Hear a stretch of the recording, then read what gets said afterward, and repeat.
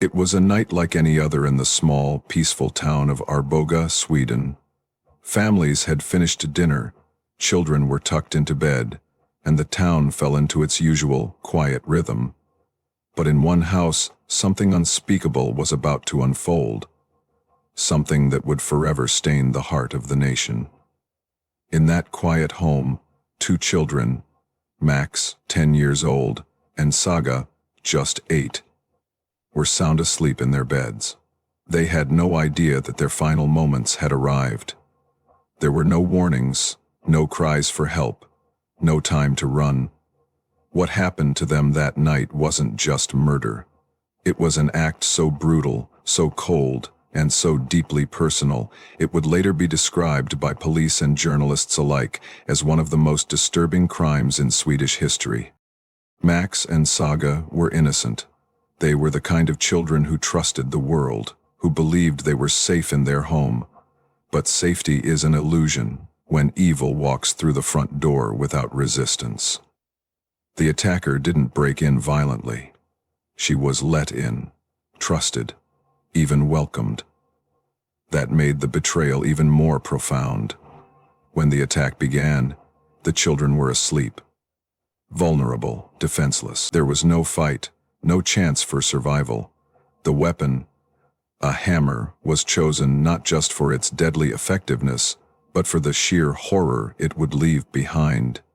Each blow wasn't just meant to kill, it was meant to silence, to erase, to make sure these children would never breathe, laugh, or cry again. The killer didn't stop at one. She struck repeatedly. The crime scene later revealed the full scale of the horror. Blood soaked the children's beds, walls, and floor. It was a massacre, not a moment of madness. The brutality was deliberate. This wasn't a crime of passion. This was premeditated, cold, ruthless, and it was all the more horrifying because it was carried out against children who had never harmed anyone. They were targeted not because of who they were, but because of who they belonged to. They became victims of an adult's obsession, sacrifices to a twisted fantasy. While their lives were ending, their mother was also being attacked. Struck with the same hammer, she was left severely wounded, bleeding, and disoriented. She would later recall crawling through the house, dazed, broken, not yet realizing the full scope of the tragedy, and when she reached the room where her children slept, what she saw shattered her world. Her cries pierced the night. It was the kind of pain that no one should ever have to live through, let alone survive. What makes this story so devastating is not just the crime itself, but the innocence that was lost in its wake. Max and Saga weren't just names in a police report. They were real children with dreams, favorite toys, giggles, and bedtime stories. They were loved. Their deaths didn't just affect their family, they sent shockwaves through an entire country. Parents hugged their children tighter. Strangers cried. The nation mourned not just because of what was lost, but because of the way it was taken. The brutal murder of these two siblings wasn't just a headline or a tragic event in a long list of true crime stories. It became a wound in the national consciousness. People couldn't stop asking themselves how this could happen. How could someone walk into a house and do this to sleeping children? How could such evil exist so close to home, disguised as someone who was once welcomed and trusted? These questions didn't have easy answers. They still don't. The horror of that night didn't end with the deaths. It lived on in every photograph, every court testimony, and every interview given by the grieving mother. It lingered in the silence that filled the children's bedrooms, in the toys left untouched, and in the memories that would forever be haunted by the soundless screams of two children who never got a chance to wake up. This was not just a murder, it was an emotional earthquake that forever changed the lives of everyone it touched. The mother's survival was nothing short of a miracle. But what she lived through was worse than death. On that horrific night, she was not spared out of mercy. She was left broken, physically wounded, emotionally shattered, and spiritually scarred. When the attacker raised the hammer and brought it down on her head, it was with the same force and fury used against her children. Blow after blow, she endured unimaginable pain. Her skull was fractured, her body bruised, her blood soaked into the floor. But somehow, she didn't die. Somehow, her heart kept beating, even as her world was being destroyed around her. When she regained partial consciousness, she didn't understand what had happened. Everything was blurry. Her mind, in shock, tried to protect her from the full weight of reality. She couldn't move properly.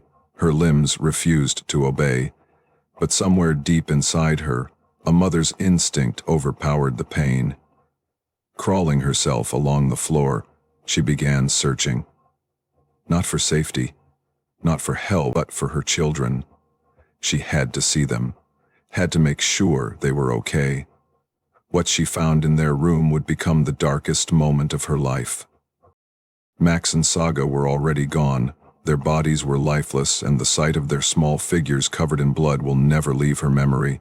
She collapsed beside them, her hands shaking as she reached for them, calling their names. No one answered. The silence was louder than any scream. Her cries were not just cries of pain, they were cries of a soul being ripped apart. Her babies, murdered in their sleep, were now cold and still. She couldn't protect them. She couldn't save them. And in that moment, she wanted nothing more than to die beside them. But death didn't come. Instead, she was found and taken to the hospital, where doctors worked to repair her shattered skull and damaged body. But no doctor, no matter how skilled, could heal the wounds left on her heart. Waking up in that hospital bed, surrounded by machines, she was forced to relive the nightmare over and over again. Every breath reminded her that she had survived. But at what cost? Her children were gone, and the person responsible had walked away into the night, thinking she had destroyed everything and left no trace behind.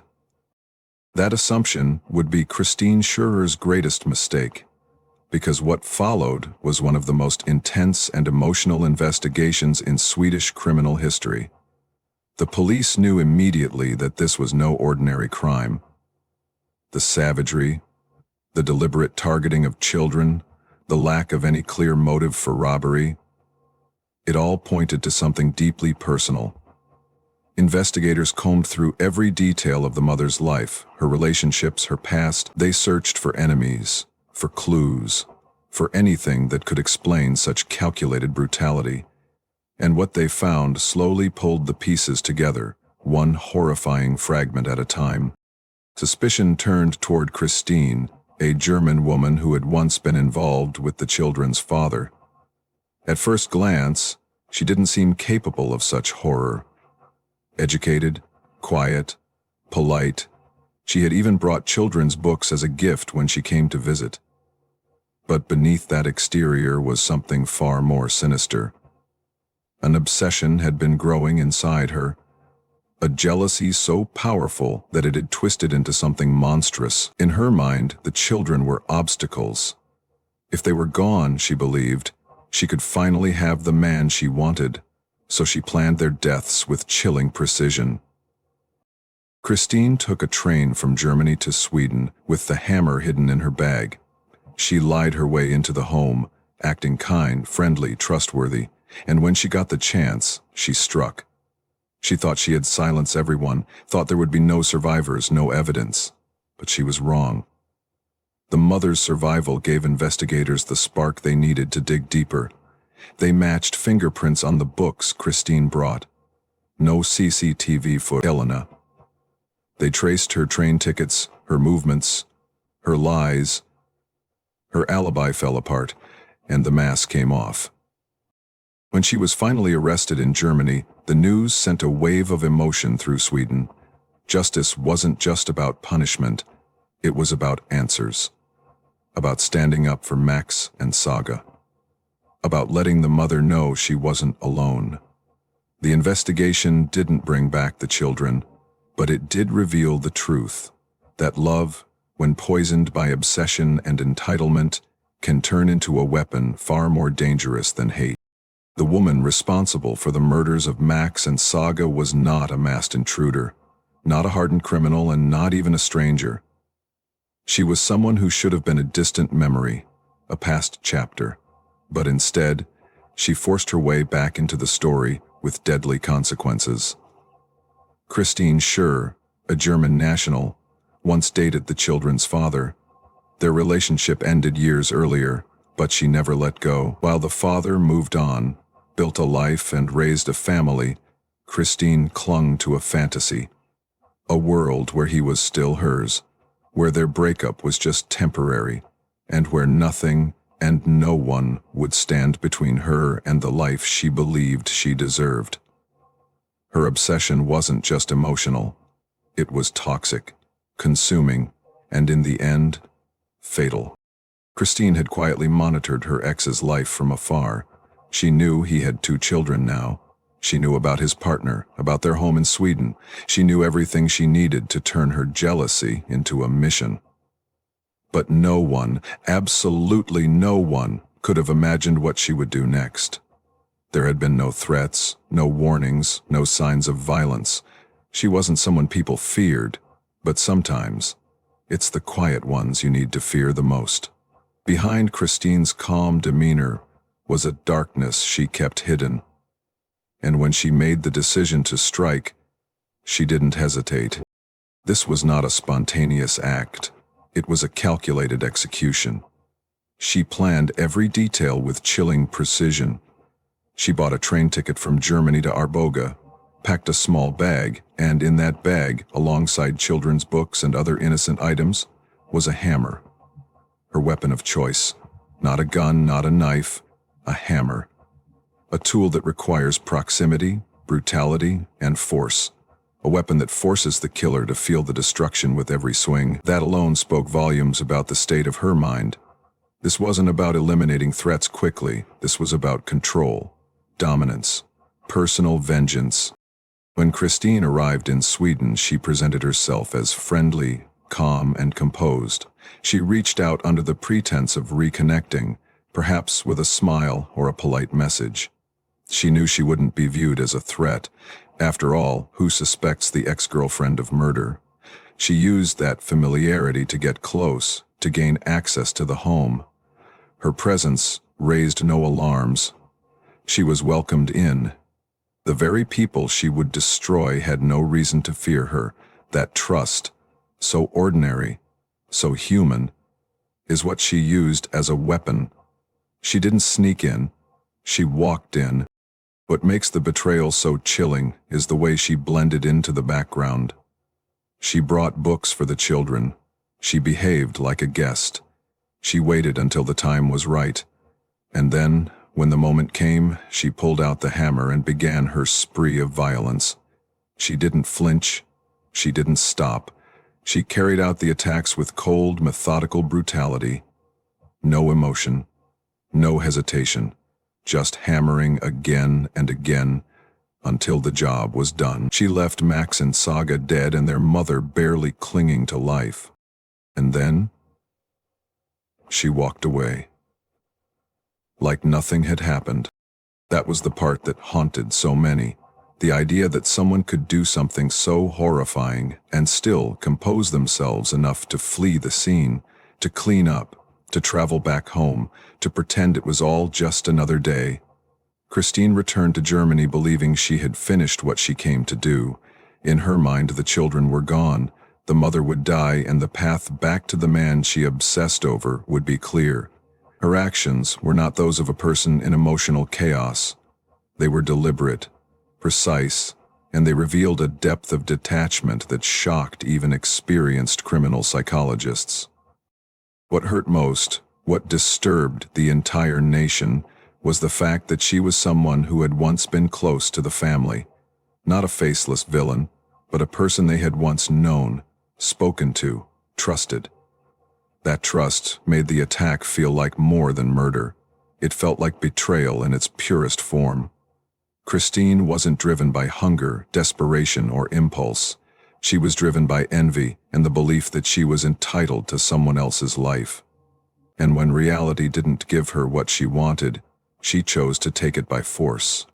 The children were never her enemies. They were never anything more than innocent, joyful little souls. But in her distorted view, they were in the way, and so she erased them, just like that. She turned their home into a crime scene and their story into a tragedy, all because she couldn't let go, all because obsession and entitlement consumed her more than love ever did. Christine Scher's actions were not driven by a sudden loss of control or a crime of passion. What unfolded that night in Arboga was the result of months, possibly years of cold and strategic planning. Every step she took was calculated, rehearsed, and intentional. Her obsession with the children's father had morphed into something far darker than anyone around her could see. In her mind, Max and Saga were not just children, they were obstacles. Tiny roadblocks standing between her and the fantasy she had built inside her head. A fantasy where the man she once loved would somehow come back to her, if only his current life disappeared. That belief, twisted and poisoned by jealousy, drove her to orchestrate one of the most horrifying murders Sweden had ever seen. She packed a bag with children's books, which she would later use as a mask of innocence, and a hammer, the real tool of her plan. She knew exactly where she was going and what she intended to do once she got there. She wasn't lost, confused, or acting out of momentary rage. She knew her victims. She knew the layout of the house. She knew the mother would be there, and she knew the children would be asleep. That detail, that they would be defenseless in their beds, is what made her plan especially sinister. This wasn't an ambush or a confrontation. It was an execution. Traveling from Germany to Sweden required effort. Multiple trains, border crossings, tickets. Each moment along the way offered her a chance to stop, to back out, to reconsider. But she never did. She sat on the trains, surrounded by strangers who had no idea the woman sitting beside them was carrying a weapon meant for children. She arrived in Sweden, cool and composed, and contacted the mother, under a false pretense. She used politeness and familiarity to gain access to the house. She masked her intentions behind smiles and friendly words, all while a hammer rested in her bag, waiting for the moment to strike. The moment she was alone in that home, surrounded by the innocent people she had come to destroy, she didn't hesitate. The planning shifted to action without emotion. She pulled out the hammer and began attacking. She went after the children first, making sure there would be no resistance, no noise, no witness. Max and Saga were hit multiple times, their small bodies unable to defend themselves or even react before the fatal blows landed. Each strike was deliberate. She didn't stop until she was certain they were dead. The violence wasn't random. It was surgical, purposeful. Then she turned on the mother. She beat her with the same hammer, causing severe head injuries, fracturing her skull, leaving her bloodied and unconscious. Christine likely believed she had succeeded in killing her too. She thought she had eliminated the family and left no witnesses behind. With blood on her hands, literally and figuratively, she left the house, calmly retracing her steps out of the town and back toward the train that would take her out of Sweden. Her escape was not chaotic. There was no sign of panic. She had done what she came to do, and she carried herself like someone who believed they had just fixed their world. Her actions showed a level of emotional detachment that was chilling. No remorse, no panic, just execution and exit. It wasn't until later, when the mother survived, that the true horror began to unravel. For Christine, the hammer was not just a tool. It was a symbol of her mindset. She didn't just want to end lives. She wanted to destroy them, crush them, erase any trace of them. And she believed she could do it so efficiently that no one would ever connect her to the scene. But what stood out most was the complete lack of hesitation. Everything she did, from planning the trip to committing the murders to fleeing the country, was methodical. This wasn't the act of a desperate woman. This was the act of a woman who believed she had the right to control the lives of others. She saw herself as the victim, the woman wronged by a breakup, the outsider looking in on the life she thought should have been hers. And in her mind, the only way to make things right was to destroy that life completely, starting with the children, who were never hers, but whose existence was enough to drive her to kill. Her crime was not fueled by impulse. It was fueled by a carefully fed obsession that grew in silence and exploded in unimaginable violence.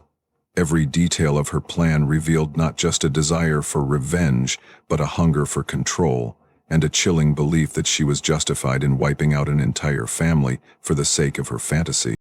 Christine Scher's motive was rooted not in money, revenge, or rage, but in something far more disturbing: obsession.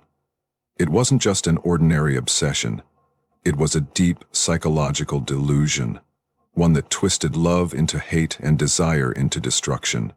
She believed that the man who had once been a part of her life still belonged to her, that if the pieces of his new life, the woman, the children, the home, were removed, she could finally have what she wanted. This wasn't simply about rekindling a relationship. It was about eliminating what she perceived as obstacles, as threats to her fantasy. In her world, the children were not innocent lives, but symbols of rejection, and in her warped mind, removing them meant removing the pain of being left behind. Christine's obsession was not something that exploded overnight. It simmered over time, slowly feeding on loneliness, bitterness, and jealousy. She had kept tabs on her ex-boyfriend long after their breakup, watching from a distance as he built a new life, formed a new family, and moved on. With each update, each photo, each piece of information about his growing family, her resentment deepened. She convinced herself that she had been wrong, that he had chosen someone else unfairly, that his children had stolen the life she was supposed to have.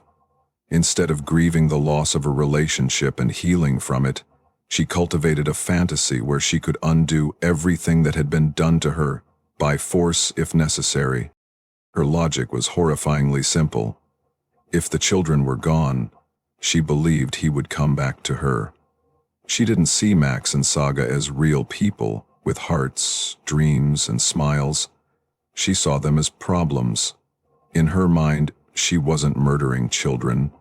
She was reclaiming what was hers. It's that kind of thinking that makes this case so terrifying.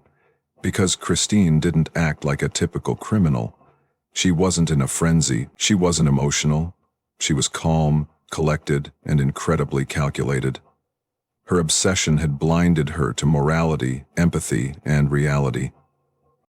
The most haunting aspect of her mindset is how she justified it to herself. Christine didn't see her actions as evil. In her mind, they were necessary. She thought of herself as a woman fixing an injustice, as if fate had made a mistake and she was just correcting it. That distorted sense of entitlement is what made her so dangerous. Love, in its pure form, is about care, respect, and sacrifice. But Christine's version of love was poisoned. It became a weapon, and in her hands, it destroyed everything. This was not the first time in history someone had killed in the name of love. But what made Christine's crime so chilling was how deeply premeditated it was, and how it targeted the most innocent. She didn't go after the man who left her. She didn't confront the woman who replaced her. She attacked the children. Two sleeping, vulnerable little souls who had never harmed her, never even truly known her. Knowing this, I did too. Slowly, shamelessly, I pulled my hand from my pocket, and she didn't just want them gone. She wanted to erase them completely. That was the ultimate goal of her obsession, to create a world where they had never existed, and where she could slide seamlessly back into the life she had lost. But obsession doesn't follow logic. It feeds on imagined slights and perceived betrayals. Christine believed she had the right to decide who should live and who should not. That belief gave her the cold confidence to travel across borders with a weapon in her bag, a plan in her mind, and no sense of guilt. She didn't waver. She didn't second guess. She believed she was acting with purpose, even righteousness. I had been fighting the good fight, She was believing a backup with purpose, even righteousness. That illusion of justification is what made her capable of such horror. What people often fail to realize is how obsession can grow unnoticed. From the outside, Christine looked normal. She had traveled, studied, and lived quietly. But inside, she was consumed by a fantasy that had become her reality. She had rehearsed this moment in her mind long before it happened. The visit to Arboga was just the final act of a tragedy she had written for herself, one where everyone else was a disposable character. In the end, her obsession didn't just lead to a double murder. It destroyed multiple lives, including her own, and it served as a reminder of how dangerous the human mind can become when it refuses to let go, when it feeds on envy, and when it transforms longing into violence. The world she wanted was never real, but the blood she spilled to try and reach it was. As the small town of Arboga tried to come to terms with the unimaginable crime that had taken place in one of its quiet homes, the Swedish police launched an investigation that would become one of the most emotionally charged and determined manhunts in the country's history. From the outset, it was clear that this was no ordinary murder case. The level of brutality, the targeting of children, and the intimate nature of the attack told investigators that this was deeply personal. This was not a burglary gone wrong or a random act of violence. It was a calculated, deliberate execution, carried out by someone who knew the victims. In those first few days, the community was gripped with fear and confusion. Who could do such a thing? Why would anyone target this family? The mother, although severely injured and hospitalized, survived the attack, and that survival changed everything. She couldn't recall every detail due to the trauma and head injuries, but she remembered just enough. Enough to help the police narrow their focus and start asking the right questions. And when investigators learned that there had been a former girlfriend in the picture, someone who had a tense past with the children's father, it set off alarms. Detectives began to piece together a timeline. They tracked travel records, train tickets, phone data, and when they followed those leads, they discovered something that made the blood run cold. Christine Schur had traveled from Germany to Sweden just days before the murder. She hadn't announced her visit to most people. She hadn't come to see friends or attend an event. Her only purpose appeared to be that house, that family, and that night. That alone was suspicious. But what sealed her fate was the forensic evidence she didn't know she had left behind. Among the few things she carried was a set of children's books. Books meant to make her appear thoughtful and innocent. A friendly visitor bearing gifts. But those books would become key evidence. When forensic experts tested them, they found Christine's fingerprints. They also found traces of blood, which linked them directly to the crime scene. More importantly, they discovered that the hammer used in the attack matched a type available in Germany, and they found receipts in her belongings for a recent purchase of that very hammer model. Her alibi didn't hold up. Christine had told German authorities a version of events that conflicted with what the Swedish police had uncovered. She claimed to have stayed at a hostel, but records contradicted that. Witnesses reported seeing her in the area. Train station footage showed her traveling on the exact route she had tried to deny. Piece by piece, the case against her grew stronger. It wasn't just circumstantial, it was undeniable. When Swedish police requested her arrest, German authorities complied. Christine was taken into custody and extradited to Sweden, where she faced questioning. But even then she showed little emotion. No remorse, no fear. She denied involvement, but her voice was flat, her answers carefully measured. Investigators and psychologists alike noted the lack of empathy in her demeanor, the absence of any genuine grief for the children whose lives had been stolen. It was as if she couldn't, or wouldn't, acknowledge the human cost of what she had done. The trial was intense, emotional, and closely followed by the public. The mother of Max and Saga attended, sitting just feet away from the woman who had destroyed her life. The courtroom was silent as the evidence was laid out. Photos of the crime scene, medical reports, travel logs, witness testimony. One after another, the facts painted a picture of a woman who had planned every moment of the attack and carried it out with ruthless precision. The most damning moment came when prosecutors revealed that Christine had not acted spontaneously, but had spent weeks preparing for the trip, researching travel options and keeping her intentions hidden from everyone around her. The mother testified as well, her voice shaking as she described the moment she discovered her children's lifeless bodies. Her words weren't just heartbreaking, they were unforgettable. In that moment, the case wasn't about paperwork or timelines. It was about two innocent lives stolen, a family broken, and a nation watching in disbelief. Christine remained stoic throughout the trial, her expression rarely changing. But no denial could erase the mountain of evidence stacked against her. Justice, in the legal sense, would come through her conviction. But the investigation itself, the relentless work of detectives, forensic experts, and a grieving mother who fought to survive, was what truly brought the truth into the light. It was a case built on tireless effort, unshakable focus, and the belief that even the most monstrous crimes cannot remain hidden forever. The courtroom became the center of the nation's heartbreak, as Christine Schur stood trial for the cold-blooded murder of Max and Saga. People across Sweden followed every moment of the proceedings with heavy hearts and clenched fists, hoping to see justice delivered. But what unfolded in that courtroom wasn't just a trial. It was an emotional war zone. On one side stood a mother whose life had been shattered, a woman physically scarred and emotionally hollowed by the loss of her children. On the other stood the woman accused of planning and executing that loss, showing little emotion, barely flinching under the weight of the evidence.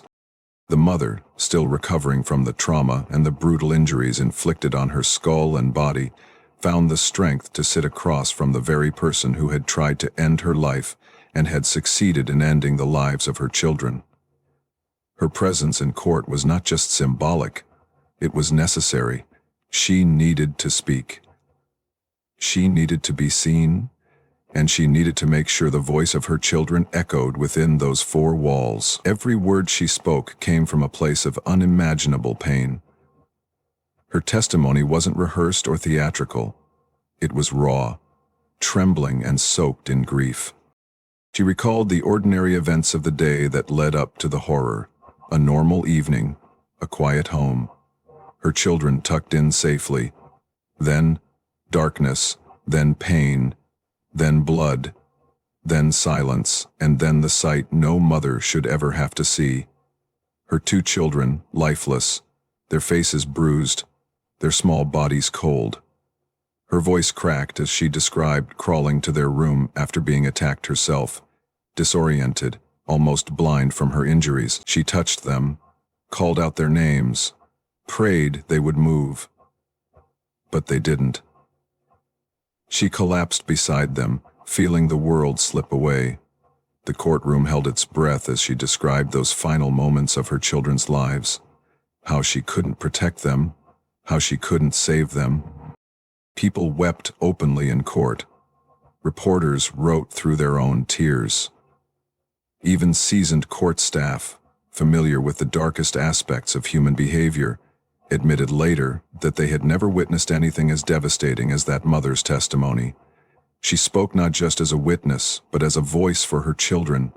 Max, who was smart and curious, and Saga, who was sweet and sensitive. She told the court about their dreams, their laughter, the way they filled her home with life, and how all of it was wiped away in one night, with one hammer, by one woman. Christine, by contrast, remained largely impassive throughout. She denied involvement, denied any intent to harm. Her lawyers tried to deflect, to poke holes in the investigation, to suggest that the evidence wasn't conclusive. But it was. It had been built, layer by layer. Fingerprints, train records, receipts, the blood-stained books she brought as a distraction, and the matching hammer purchased in Germany. The facts were clear. But what truly turned the public against Christine was not just what she had done, but how she behaved afterward.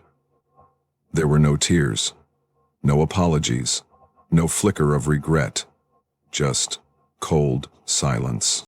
Psychologists who observed her during the trial noted her emotional detachment. She wasn't numb from shock. She was removed from reality, locked inside her own narrative, where she was still the victim, still justified. It was as if she couldn't comprehend the magnitude of her actions, or refused to. Her demeanor felt like a second crime, while the mother's heart lay open and bleeding in front of the court. Christine sat like a wall, unmoved and unbroken. Christine sat like a wall, unmoved and unbroken. That absence of humanity became one of the most discussed elements of the trial. The court was not just deciding whether she was guilty. It was bearing witness to the unbearable. The destruction of innocence, the corrosion of trust, and the haunting quiet that follows the murder of children. It was a space where justice had to do more than follow procedure. It had to look evil in the face and speak the truth. As each day passed, the courtroom transformed into a battleground for memory and accountability. The mother, though broken, was a symbol of resilience, of a pain so deep it could not be silenced. And Christine became the face of how obsession, when left unchecked, can morph into something monstrous. The emotional weight in that room was indescribable. Every testimony, every photograph shown in court, every timeline detail recounted by investigators brought the horror back to life again and again. In the end, it wasn't just about facts or evidence. It was about a nation coming together to hear the truth, to acknowledge the loss, and to ensure that no one, no matter how cunning or calculated, could destroy so much and walk away untouched. The courtroom was where grief met justice, and where a mother stood up again and again to make sure her children's voices were not buried with their bodies. The impact of the Arboga murders rippled far beyond the walls of the courtroom, far beyond the family, and far beyond even the borders of Sweden. What happened on that horrific night wasn't just a crime, it became a national trauma. The brutality of the attack, the innocence of the victims, and the disturbing motivation behind it struck a chord in every household. Parents held their children tighter, people reevaluated the meaning of trust. Neighbors looked at one another with new caution. The idea that someone could commit such violence, not in the dark shadows of society, but in the safe, familiar setting of a family home, left a wound in the public psyche that refused to heal. This was a story that stayed with people. It played endlessly on the news, in newspapers, on social media. Portraits of Max and Saga, young, smiling, unaware of what fate had in store, were seared into the public consciousness. They were no longer just children of a private household, they became everyone's children. Their faces became symbols of innocence lost. Schools across the country held moments of silence. Candlelight vigils were organized by people who had never met the family, but felt the grief like it was their own. Across Sweden, there was a collective mourning, a sense of vulnerability that settled over communities like a thick fog. The horror of the crime forced uncomfortable conversations in living rooms, classrooms, and political offices.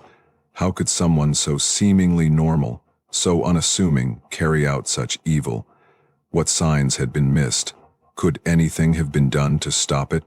The fact that the killer had once been in a relationship with the children's father made the story feel even more personal, even more terrifying. This wasn't a random act of madness. It was the calculated act of someone who had once been invited into their lives. It was the betrayal that haunted people most. Trust had been weaponized. Hospitality had been used as a tool for destruction. Media coverage didn't let the story fade. Journalists dug deep into Christine Schur's past, exploring her psychological profile, her previous behavior, and the trail of emotional instability she had left behind. Documentaries were made, crime podcasts analyzed the case. Mental health experts were brought into public debates, trying to understand what leads someone to kill two sleeping children to reclaim a romantic relationship. After months of postponement, they finally released, but no explanation felt sufficient. No theory could erase the brutality or justify the pain. Politicians, too, responded. Discussions about cross-border criminal tracking, psychological evaluations, and domestic violence laws were reinvigorated. There were calls for tighter controls on foreign nationals with criminal backgrounds and debates about the warning signs of obsessive behavior. Christine had flown under the radar. She had not been a known threat. That fact terrified the public and angered the authorities. People wanted not just justice, but change. Something to prevent this from ever happening again. But beyond the legal reforms, beyond the media frenzy, and beyond the national debate, the real legacy of the crime lived in the emotional landscape of Sweden. This wasn't a case people could forget. It lingered. It was whispered about in cafes, discussed quietly among friends, and remembered in moments when children were tucked into bed. It became a kind of haunting, an echo of what can happen when obsession goes unchecked, when evil wears a familiar face, and when safety is shattered in a place once considered sacred. For the mother who survived, the trauma would never fully subside. Her strength in testifying, in surviving, in facing the world again, became a symbol of human endurance. But that strength came at the cost of unimaginable loss. Every step she took, every breath she drew, was now accompanied by absence. Max and Saga would never grow up. They would never go to school again, never celebrate another birthday, never run through their yard laughing. The weight of that injustice was carried not just by their mother, but by an entire country. In years to come, their names would be remembered in memorials, in crime prevention conferences, in the careful eyes of parents who now saw the world a little differently. What happened in Arboga became more than a murder case. It became a national scar, a reminder of how deeply evil can hide behind a smile, and how even the most peaceful communities are not immune to tragedy. Sweden didn't just witness a crime, it felt it, and it would never forget.